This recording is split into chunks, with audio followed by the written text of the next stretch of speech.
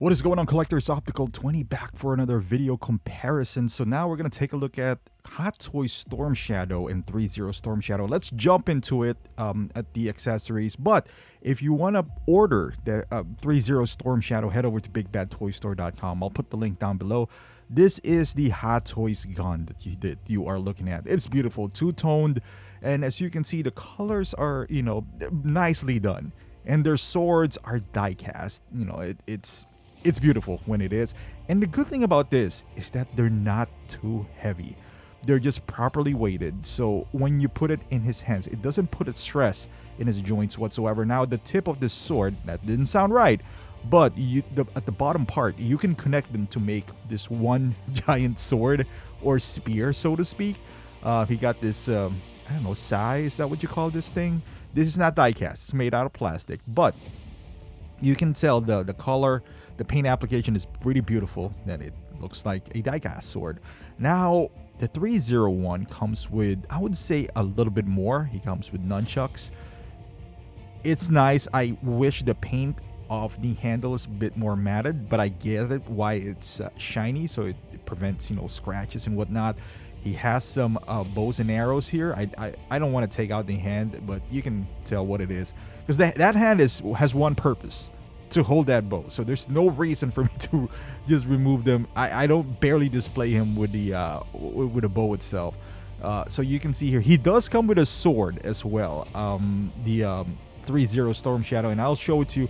I'll compare the swords of Threezero to Hot Toys.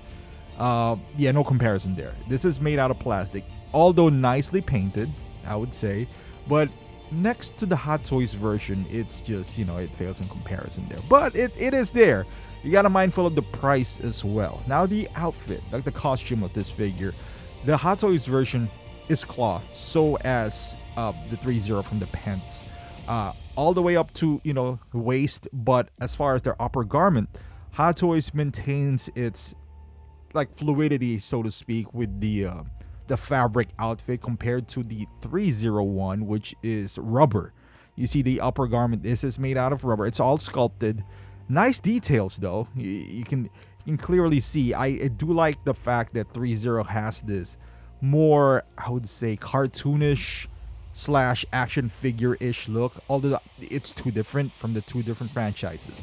Hot Toys is from the movie. I believe that's Retaliation. And the Threezero one is more truthful to the animated version, the comic one, what I was watching back in the day. The Hot Toys does have that sort of, I don't know what you call that, cape looking thing on his belt, while Threezero has more of this ninja-esque look, the traditional one.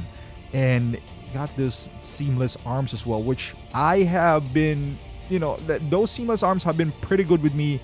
When it comes to Threezero, I have Daryl. I keep on mentioning this, which I post a lot, but I don't leave him in a bent pose for a long time. But so far, so good. I haven't seen any cracking on the joints whatsoever.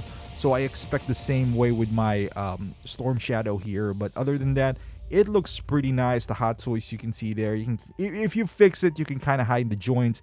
But depending on your taste, that's where it comes down to. Now, the head sculpt. Again, Hot Toys, no one can beat them. It is more realistic. It comes across as a human.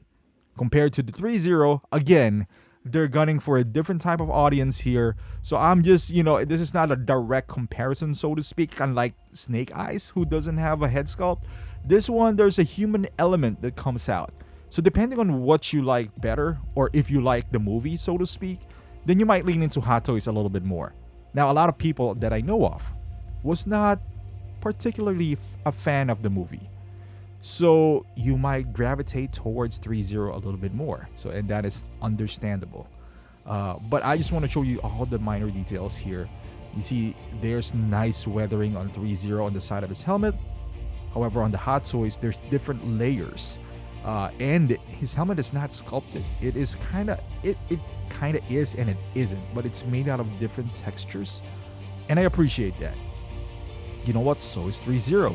You see those dirt, weathering, even missing. I don't know if that's intentional. I got it that way. That missing hole right there. Maybe it's not. I don't know. But Threezero comes with a hoodie, and Hot Toys does not. So that brings in another element here, that you can change the look by putting his hood on, and it is wired, so you can pose it however you want. Hot Toys does not. So leave it as it may. And one thing that Hot Toys does have is this beautiful head sculpt though. Threezero does not. Hot Toys has it, and this is an older figure, but you can see the head sculpt is still pretty darn strong. Beautiful likeness to the actor, and this is years ago. They're not even that great yet, but yet you can see how really good Hot Toys is with their 7-year technology. So final thoughts on these two figures. I'm a huge fan of G.I. Joe. Even when I was younger, I can tell you I played with the smaller G.I. Joes.